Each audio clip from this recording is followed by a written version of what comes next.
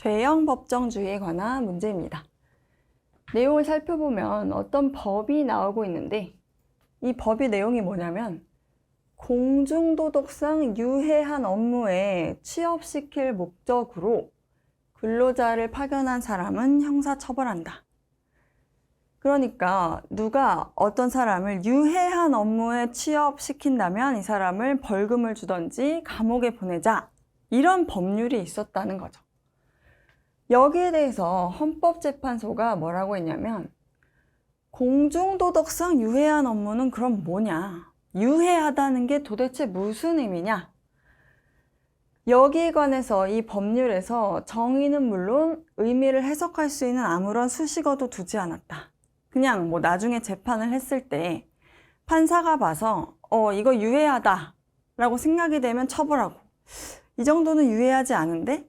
라고 생각되면 처벌 안 하고, 이렇게 판사가 마음대로 해석할 수 있는 여지를 두는 법률 조항을 만들면 안 된다는 거죠. 그래서 헌법재판소는 뭐냐면 건전한 상식을 가진 사람이 내 행동을 결정하기에 충분한 기준이 될 정도의 내용을 담고 있지 않다. 일반 국민이 봤을 때 그러면은 내가 어떤 일을 하려고 하는데 이게 과연 유해한 일인지 유해하지 않은 일인지를 당최 알 수가 없다는 거죠. 이럴 때는 죄형 법정주의의 어떤 원칙에 위배된다고 하네요.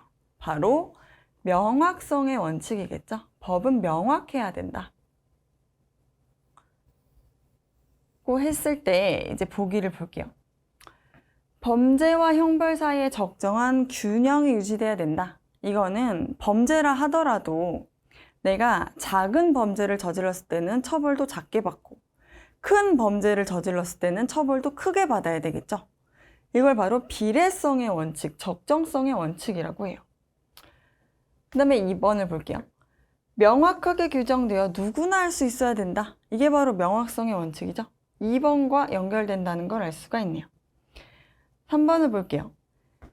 사회적으로 큰 비난을 받는 행위라도 관습법에 의해서는 처벌할 수 없다. 네, 관습법이라는 건 그냥 우리 사회의 법 조항이 아니라 관습적으로 통용되는 어떤 법을 말하죠. 그런데 형벌에 있어서는 반드시 국회에서 정식적인 절차를 거쳐서 종이에 인쇄해서 만든 그런 성문 법전의 형식에 의하도록 하고 있어요. 관습형법 금지의 원칙이죠. 그 다음에 4번. 행위 후에 법률을 제정하거나 개정해서 이전의 행위를 처벌해서는 안 된다. 소급표 금지의 원칙이죠. 이건 뭐냐면 어떤 사람이 어느 시점에 어떤 행동을 했어요. 근데 이 행동을 할 당시에는 이 행동을 처벌하는 법이 존재하지 않았다는 뜻이에요. 만약에 이걸 2011년 10월 5일 이 정도 날짜라고 했을 때 이 10월 5일에는 이 사람의 이 행동을 처벌하는 법이 없었어요. 그런데 이 사람을 너무 싫어해서 감옥에 꼭 가두고 싶었던 어떤 국회의원이 있었다고 가정해 볼게요. 10월 6일에 이런 행동을 하는 사람을 처벌합시다 라는 법을 이제 만들었대요. 그럼 이 법이 생긴 건 10월 6일이죠. 그런데 이 국회의원이 그런데 어제 이 죄를 저지른 사람도 처벌합시다. 이런 법도 만들었다고 쳐요. 그러면 이런 법을 이 국회의원이 만들 수 있냐는 거예요. 만들 수 없다는 거죠. 왜? 소급형법 금지의 원칙이 있으니까요.